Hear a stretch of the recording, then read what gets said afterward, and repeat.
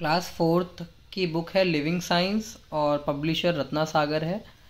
और आज हम चैप्टर पढ़ रहे हैं एयर वाटर एंड वेदर। इसका पार्ट नंबर 2 आज हम अपलोड करेंगे, जिसमें कि आपको पढ़ाया जाएगा वाटर टॉपिक से।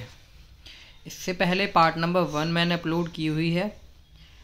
स्टार्ट करते हैं topic number water. About 71% of earth surface is covered with water. Earth पर 71% पानी है। अब आपको कैसे समझ में आएगा कि 71% पानी को आप कैसे समझोगे? अगर आप एक बॉल लेते हो, एक फुटबॉल ले लीजिए, सपोज कीजिए फुटबॉल को आप 4 इक्वल पार्ट्स में आप डिवाइड करिए, तो इतने सरफेस पर पानी है हमारी अर्थ पर, और सिर्फ यही सरफेस जो है हमारे रहने के लिए है। Water is not found only in rivers, seas and oceans but it is also found underground. पानी ना ही सिर्फ रिवर्स में, सी में और ओशियंस में पाया जाता है, बल्कि पानी अंडरग्राउंड वाटर में भी पाया जाता है। अंडरग्राउंड यानी कि धरती के नीचे भी पानी मौजूद है। तो यहाँ पर ये लाइन कहती है कि सिर्फ नदियों में ही नहीं पाया जाता है पानी। कहने को तो देखिए नदियों में पाया जाता है, समुद्र में भी पाया जाता है, ओशियंस में भी पाया जाता है। तो सिर्फ यही सोर्सेज नहीं हैं, सोर्सेज और भी हैं, और उसमें से एक सोर्स है अंडरग्राउंड वाटर। तो अंडरग्राउंड यानी कि धरती के नीचे जब आप देखते हैं कि कुएं खोदते हैं तो कुएं में से पानी निकलता है, तो इसी तरीके से जब हम ट्यूबवेल करते हैं, नल होता है, तो नल से भी हम लोग पानी निकालते हैं, जो कि पाइप डाले जाते हैं अर्थ के अंदर और पानी निकाला जाता है। It is even present in the air. तो पानी जो है यानी कि इट इज़ कौन? वाटर। तो water is even present in the air. Water जो है वो एयर में भी मौजूद है, हवा में भी पानी मौजूद है। Most of our body weight is made up of water. हमारी बॉडी में जितना भी वेट है ज़्यादातर वो पानी का वेट है। तो हमारी बॉडी में वाटर की मात्रा भी बहुत ज़्यादा होती है। Water changes it's form on heating and cooling. Let us read how. तो यहाँ पर हम लोग पढ़ेंगे कि पानी जो है उसकी फॉर्म यानी कि जो उसकी स्टेट होती है, स्थिति जो होती है पानी की, वो एक फॉर्म से दूसरी फॉर्म में चेंज हो जाता है पानी। अगर उसको गर्म करते हैं तो गर्म करने पर वो भाप बन जाता है, और उसको ठंडा करते हैं तो जो भाप होती है एयर के अंदर वो ठंडी होकर के फिर से पानी बन जाती है। अब हम पहला टॉपिक पढ़ेंगे इवेपोरेशन। तो इवेपोरेशन क्या होता है?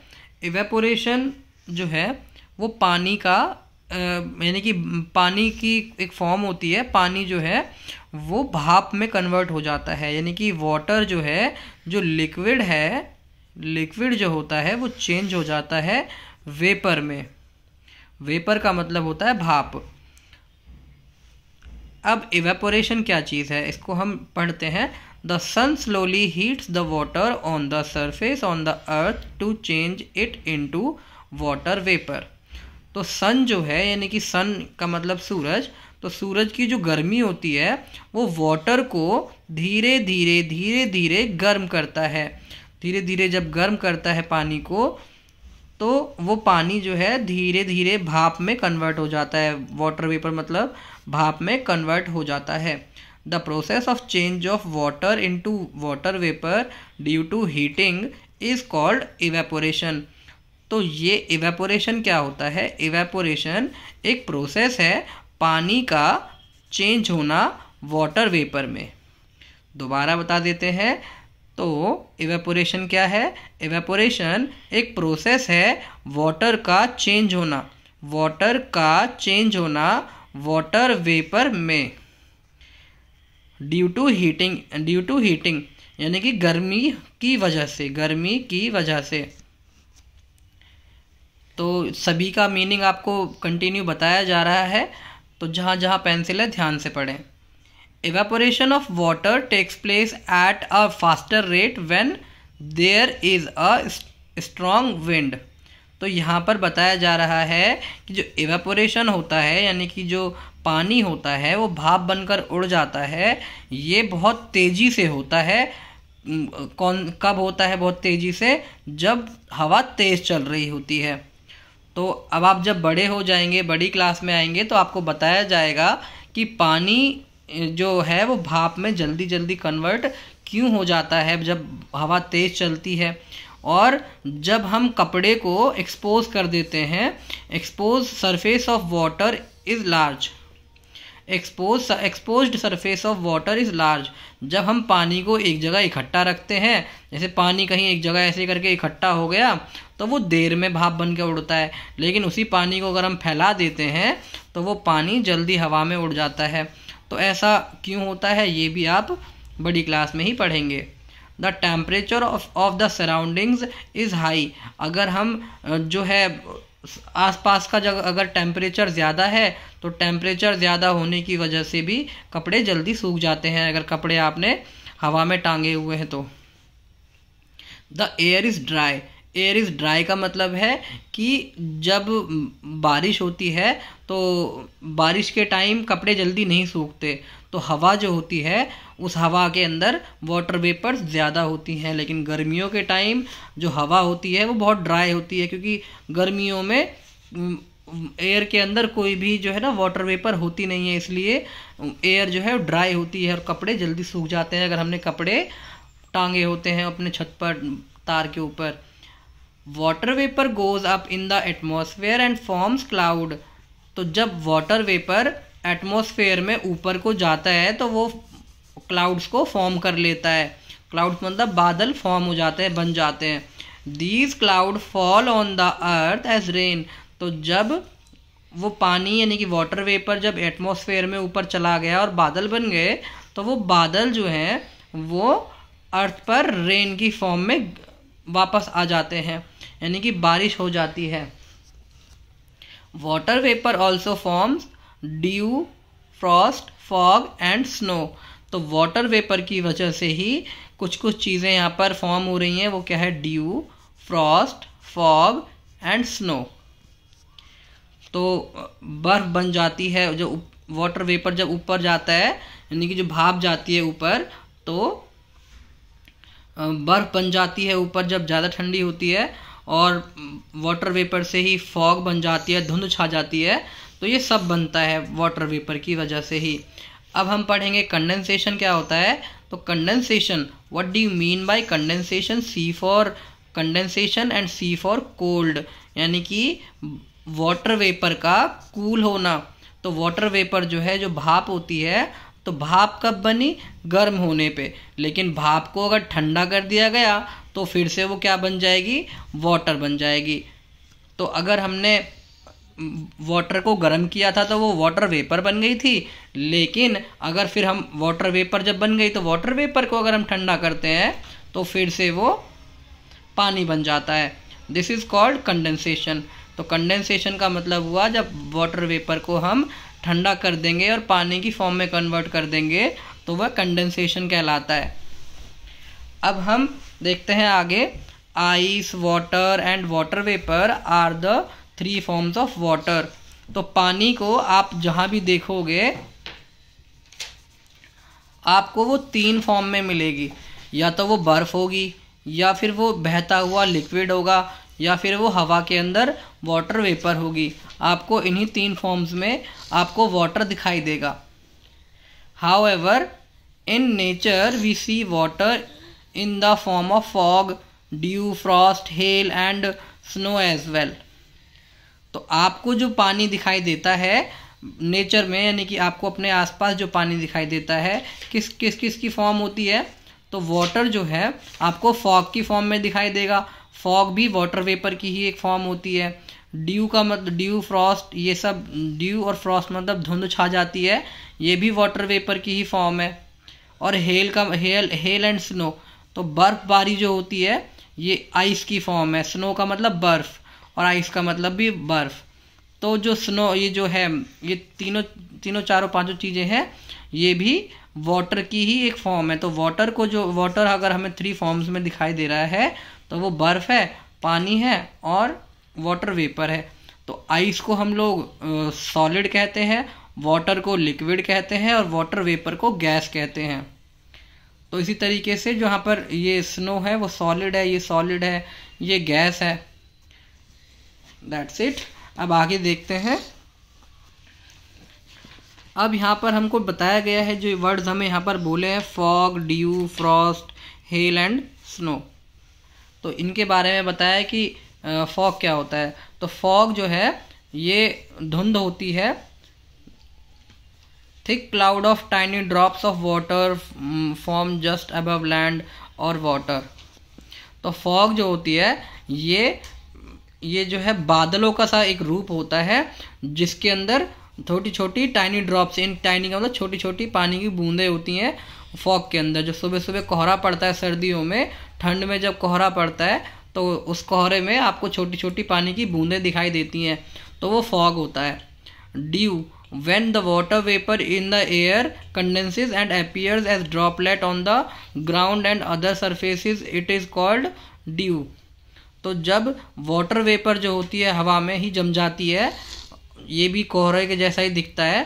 तो जब वाटर वेपर जो होती है ठंड की वजह से हवा में ही जम जाती है और हमको ग्राउंड पर, गाड़ी के शीशों पर और पत्तों पर हमको पानी जमा हुआ दिखाई देता है, उसको हम ड्यू कहते हैं। ड्यू का मतलब ओस, फॉग का मतलब कोहरा, तो उसको हम ड्यू कहते हैं। We often see few droplets early in the morning.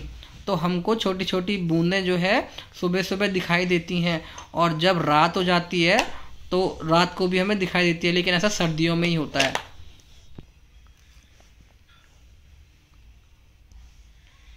Frost, when it is very cold, when it is very cold, the dew or surface water freezes into tiny white crystals. This is called frost। तो Frost क्या होता है, जब बहुत ही ज़्यादा ठंड होती है तो जो ड्यू होती है, ड्यू का मतलब जो वाटर वेपर पहले ठंडी हो गई थी और ठंडी होकर के हमको ड्रॉपलेट्स में दिखाई दे रही थी, यानी कि बूंदें बन गई थी। जो हम ये थी ना, यहाँ पर जो कोहरा था, जब वो कोहरा ठंडा हो गया तो वो पानी बन गया, और जब वो पानी ठंडा हो गया तो वो पानी ठंडा होकर के जम गया, और जमने के बाद वो जो है सरफेस पर ही जम गया और सरफेस पर बर्फ़ जम जाती है। लेकिन जब ठंड हद से ज़्यादा होती है तो बादलों के अंदर ही जो है वो पानी जम जाता है, और फिर उस दिन ओले पड़ते हैं। तो हेल का मतलब हुआ ओले। व्हेन वाटर मतलब पानी के साथ साथ ओले पड़ते हैं। तो snow, when water vapour is suddenly cooled it फ्रीजेज into tiny white snowflakes. तो जब पानी एकदम से ही जम जाता है तो वो पानी जो है छोटी छोटी बर्फ़ में ही नीचे गिरता है, यानी कि पानी की बूंदें नहीं होती हैं, सिर्फ बर्फ़ ही बर्फ़ गिरती है। तो ये सभी होता है अलग अलग कंडीशंस में, जहाँ पर ज़्यादा ठंड हुई, कभी कहीं पर गर्मी हुई, तो ये सभी होता है। अब हम यहाँ पर देखेंगे इम्प्योरिटीज़ इन वाटर। तो पानी के अंदर जो भी इम्प्योरिटीज़ होती हैं, जो गंदगी होती है, उसको हम लोग किस तरह से निकालते हैं। The water in well and river is impure due to presence of insoluble impurities which can be seen। तो यहाँ तक देखते हैं, द वाटर इन वेल, तो जो कुएं में पानी होता है या नदियों में पानी होता है वो इम्प्योर होता है। इम्प्योर का मतलब साफ नहीं होता।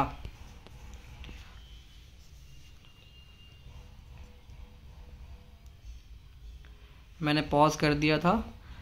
The water in well and river is impure due to presence of insoluble impurities which can be seen। तो जो कुएं में या नदियों में पानी होता है वो साफ़ नहीं होता।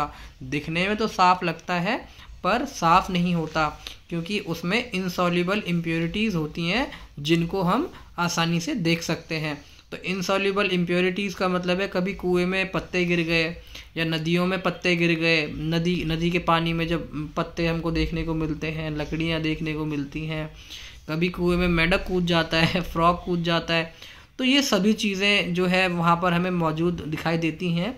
तो वो इनसॉल्यूबल है, यानी कि पानी का पत्ता पानी में घुलता नहीं है ना, लकड़ियाँ घुलती नहीं है, लकड़ियाँ भी नदी पे बह के आ जाती हैं। तो ये इनसॉल्यूबल इम्प्योरिटीज़ हैं जिनको हम ईज़िली देख सकते हैं। और दूसरी ऐसी होती है, यानी कि इम्प्योरिटीज़, एक इम्प्योरिटी तो वो ही, यानी कि एक गंदगी तो वो ही जो हमें दिख गई आसानी से, जो कि घुली नहीं पानी में, यानी कि इनसॉल्यूबल का मतलब हुआ जो पानी में घुलता नहीं है। दूसरी इम्प्योरिटी हुई जो कि पानी के अंदर सॉल्यूबल होता है। सॉल्यूबल का मतलब घुल जाता है। जैसे नमक मिलाया तो साफ रहता है पानी, पर नमक अगर मिलाते हैं पानी में, नमक जो है उसमें नमक घुल जाता है लेकिन लगता है कि पानी साफ है। चीनी मिला देते हैं, चीनी भी उसमें एकदम डिसॉल्व हो जाती है और पानी एकदम साफ का साफ दिखाई देता है, पर वो साफ नहीं माना जाएगा क्योंकि उसमें कुछ घुली हुई जो है इम्प्योरिटीज़ हैं, तो which can not be seen, तो उसको हम देख नहीं पाते हैं। और थर्ड होता है डिजीज़ कॉजिंग जर्म्स।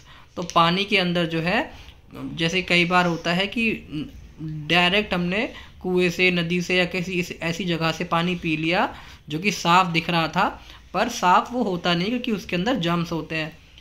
तो अब ऐसे पानी को हम लोग किस तरह से साफ़ करेंगे, तो यहाँ पर हम लोग मेथड्स पढ़ेंगे प्योरीफिकेशन ऑफ वाटर, पानी को किस तरह से साफ़ किया जाएगा।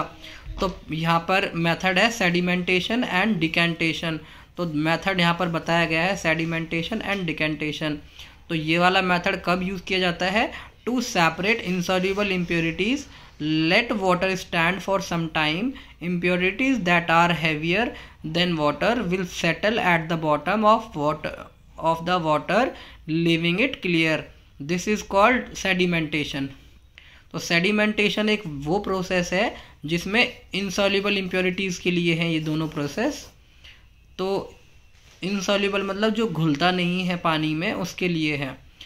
तो जब हम पानी को थोड़ी देर बिना छेड़े चुपचाप से रख देंगे तो जो इम्प्योरिटीज़ होंगी, जो थोड़ी थोड़ी भी भारी होंगी, वो आकर के सेट हो जाएंगी नीचे बॉटम में, यानी कि जो बर्तन होगा बर्तन के लेवल पर आकर के बैठ जाएगी। तो इस प्रोसेस को हम सेडिमेंटेशन कहते हैं। तो ऊपर का पानी हो जाएगा साफ़ और नीचे जो है जितनी भी गंदगी होगी, इनसॉल्युबल गंदगी, वो नीचे बैठ जाएगी। अब now slowly pour out this clear water into another vessel, this is called decantation। तो जो ऊपर का पानी जो हमारे पास आया है साफ, उसको अगर हम दूसरे बर्तन में ले लेते हैं, दूसरी वेसल में यानी कि बर्तन में ले लेते हैं, तो उसको हम डिकेंटेशन कहते हैं। अब थर्ड है फिल्ट्रेशन। तो फिल्ट्रेशन कौन सा प्रोसेस है, फिल्ट्रेशन अब एक दूसरा प्रोसेस है पानी को साफ करने के लिए। तो अब अगर घरों में हम कभी भी जैसे चाय छानते हैं, तो जब चाय छानते हैं तो चाय पत्ती अलग हो जाती है। स्ट्रेनर का मतलब है जो हमारी चन्नी होती है, उससे हम चाय छानते हैं तो उसमें चाय पत्ती अलग हो जाती है, और जो भी अदरक, इलायची वगैरह सब डालते हैं तो वो सब अलग हो जाता है स्ट्रेनर से, यानी कि चलनी से। तो इसी तरीके से हम पानी को भी एक क्लीन पीस ऑफ क्लोथ, यानी कि एक कपड़े का साफ टुकड़ा लेंगे और उससे हम उस पानी को छानते हैं। अब स्कूल में तो कपड़े से नहीं छानते हैं, स्कूल में एक फ़िल्टर पेपर का इस्तेमाल किया जाता है और उस फिल्टर पेपर से हम लोग इनसॉल्युबल इम्प्योरिटीज़ को जो है निकालते हैं। लेकिन अब हमने उस पानी को इस तरह से जो है उसमें से वो कूड़ा करकट निकाल तो दिया, पर वो पानी अभी पीने लायक नहीं होगा क्योंकि उसके अंदर जर्म्स मौजूद हैं। आपने थर्ड वाला टॉपिक देखा है, डिजीज़ कॉजिंग जर्म्स, अभी इसके बारे में भी बात करेंगे। Similarly water on the surface of the earth get filtered when it passes through. तो इसी तरीके से जो हमारी अर्थ पर जो पानी मौजूद होता है, अर्थ के सरफेस पर, तो जब वो अर्थ के अंदर जाता है तो धीरे धीरे वो भी जो है सभी सॉइल की लेयर्स से होता हुआ गुजरता है, और वो ऐसे ही धीरे धीरे डिफरेंट लेयर्स होंगी अर्थ की, उनसे वो होकर के जाता है पानी और वो छन जाता है, काफ़ी वो हद से ज़्यादा साफ़ हो जाता है पानी वो वाला। That is why this water is mostly safe and fit for drinking. तो इसीलिए वो पानी पीने के लायक होता है क्योंकि अर्थ के अंदर बहुत सारी लेयर्स होंगी, उनसे वो ढंग से बहुत ही अच्छी तरीके से फिल्टर होके जाता है पानी वो, इसीलिए वो पीने के लिए बिल्कुल फिट है, यानी कि फिट फॉर ड्रिंकिंग मतलब पीने के लिए योग्य है बिल्कुल वो पानी। Though we can obtain clear water by these methods, water में still contain germs and be unfit for drinking, so we must purify the water to make it safe for drinking। तो इस तरह से हम साफ पानी तो ले सकते हैं, यानी कि हमको साफ पानी, यानी कि दिखने में ही वो पानी साफ है, वो पानी हमको मिल तो जाएगा, लेकिन स्टिल का मतलब फिर भी उसमें वो जर्म्स मौजूद रहेंगे, यानी कि जो उसमें कीड़े होंगे जो दिखाई नहीं देते हैं, वो जर्म्स उसमें हमको अभी भी जो है मौजूद रहेंगे, और वो पानी जो है अनफिट रहता है पीने के लिए। So we must purify the water to make it safe for drinking. तो अब हम उसको जो है पीने के लिए, जो पीने के योग्य बनाएंगे किस तरह से। अब यहाँ पर एक पहला मेथड है, chemicals like chlorine are used to kill germs at water works of a city. The process of adding chlorine is called chlorination. तो जो पूरे शहर में पानी पहुँचाया जाता है, तो शहर में जब पानी पहुँचाया जाता है, जैसे किसी एक कॉलोनी में पानी पहुँचाया जा रहा है और वो पानी वहाँ पर स्टोर किया हुआ है कहीं पर, और वो पानी वहाँ से उस जगह दूसरी जगह पर पहुँचाया जा रहा है, तो उस पानी के अंदर वो लोग क्लोरीन जो है मिक्स कर देते हैं। क्लोरीन की गोली आती है जिसको हम अपने टैंक में, पानी के टैंक में अगर डाल देते हैं तो वो पानी काफ़ी दिनों तक चल जाता है। अब नेक्स्ट है bleaching powder also kills germs in water. तो ब्लीचिंग पाउडर जो होता है उसको अगर हम पानी में डाल देते हैं तो उससे भी जो जर्म्स होते हैं पानी के अंदर वो मर जाते हैं। ब्लीचिंग पाउडर क्या होता है, आपके घर में आप होगा, मम्मी से आप पूछिएगा। If well water has to be used, potassium permanganate should be used to purify it। अगर हम कुएं का पानी इस्तेमाल कर रहे हैं, जनरली कुएं का पानी गंदा होता नहीं है, पर अगर हम उसको बिल्कुल साफ़ करना चाहते हैं तो उस पानी के अंदर हम पोटाशियम परमैंगनेट नाम का सब्सटेंस डाल देते हैं। The safest method of purifying water is to boil it. तो कोई भी पानी हो, अगर मतलब वैसे तो साफ़ दिखना चाहिए, है ना, दिखने में साफ़ होना चाहिए। अगर थोड़ा बहुत हमको ये लगता है कि ये पानी पीने के लायक नहीं है, मतलब उसमें थोड़ा बहुत अगर जर्म्स हैं, वैसे तो साफ़ है। मान लीजिए, सपोज़ कीजिए आप कुएं से पानी लेकर के आए हो और आपको कुछ भी मिक्स नहीं करना है। सपोज़ कीजिए आपने अपने टैंकर से पानी निकाल लिया और वो काफ़ी दिनों से, यानी कि 1 महीने से वो पानी रखा हुआ है टैंकर में, और अगर हम उस पानी को पीना चाहते हैं तो उसको हम एकदम साफ़ कर सकते हैं। तो उस सबसे पहले हमें उसको बॉईल करना होगा, और काफ़ी उसको बॉईल करने पर जो है उसके जो जर्म्स होंगे उस पानी के अंदर वो डिस्ट्रॉय हो जाएंगे। बॉईल का मतलब है बिल्कुल उबालना है। जब पानी बुलबुल बुलबुल करके उबलने लग जाए, उसमें ऊपर जो है भपूले से फूलने लग जाए, तो ही जो है गुब्बारे से फूलने लग जाएंगे उसमें, तो मतलब वो पानी ढंग से बॉईल हो चुका है। फिर उस पानी को हम गैस बंद कर देंगे और फिर उस पानी को हम पी सकते हैं ठंडा होने के बाद। We can also use a water filter for cleaning water. तो वाटर फिल्टर का भी हम इस्तेमाल कर सकते हैं। It is important to store and handle water properly. तो it is important to store and handle water properly. Water को हमें ढंग से स्टोर करना चाहिए और ढंग से हैंडल करना चाहिए, जिससे कि हम उसको आगे यूज़ कर सकें। We must be kept in covered vessels which are cleaned regularly. The vessels used for taking out water for the container must also be clean। तो जो भी हम बर्तन लेते हैं जिसमें पानी रखा जाता है उसको हमें कवर करके रखना चाहिए, और रेगुलर बेसिस पे हमें उसको साफ़ भी करना चाहिए। वेसल का मतलब वो अपने जो भी बर्तन है जिसमें हमने पानी रखा हुआ है उसको हमें धो कर के साफ़ रखना चाहिए। और जिसमें भी हम पानी निकाल रहे हैं, जिस भी वेसल से हम पानी निकाल रहे हैं, जैसे हमें सपोज़ कीजिए अगर हमें बाल्टी से पानी लेना है या मटके से पानी लेना है, तो जिस भी वेसल से आप पानी ले रहे हो वो भी कंटेनर जो है साफ़ होना चाहिए। अब हम पढ़ेंगे इस चैप्टर का लास्ट टॉपिक, अंडरग्राउंड वाटर। तो अंडरग्राउंड वाटर क्या है? Water changes it's form and move in a cycle in nature. तो वाटर जो है जब अपनी फॉर्म चेंज करता है और वो मूव होकर के नेचर में घूमता रहता है। जैसे पानी यहाँ पर अर्थ सरफेस पर है, वो भाप बन के ऊपर उड़ गया, बादल बन गए, और बादल बनने के बाद वो पानी वापस से अर्थ पर नीचे आ गया। तो ये जो है नेचर के अंदर ये साइकिल चलती ही रहती है। Water that falls as rain and the water at that we throw away goes down into ground.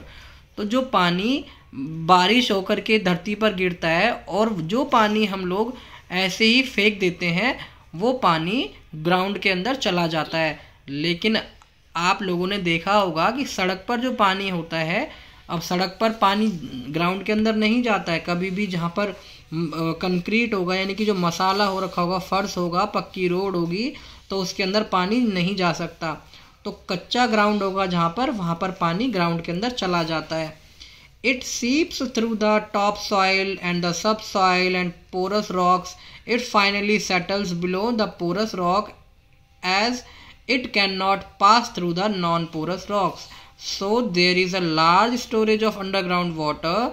We draw out this underground water from tube wells and wells.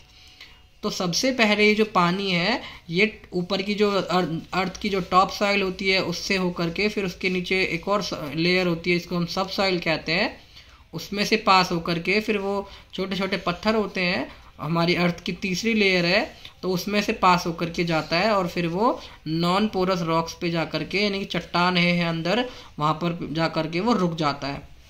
और फिर हम उस पानी को वी ड्रॉ आउट, मतलब उस पानी को हम फिर कैसे निकालते हैं, ट्यूबवेल्स यानी कुएं से निकालते हैं।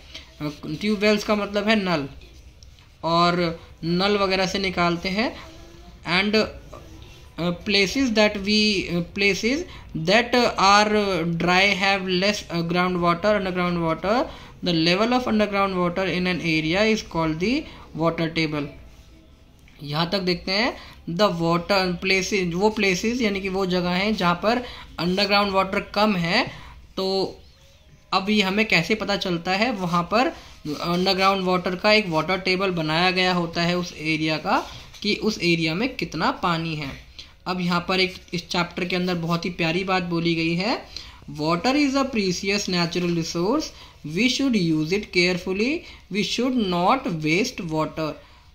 पानी बहुत ही अनमोल है, प्रीसियस है, और ये एक नेचुरल रिसोर्स है जो कि हमें भगवान ने दिया है नेचर में, वो हमें पहले से ही मिला है।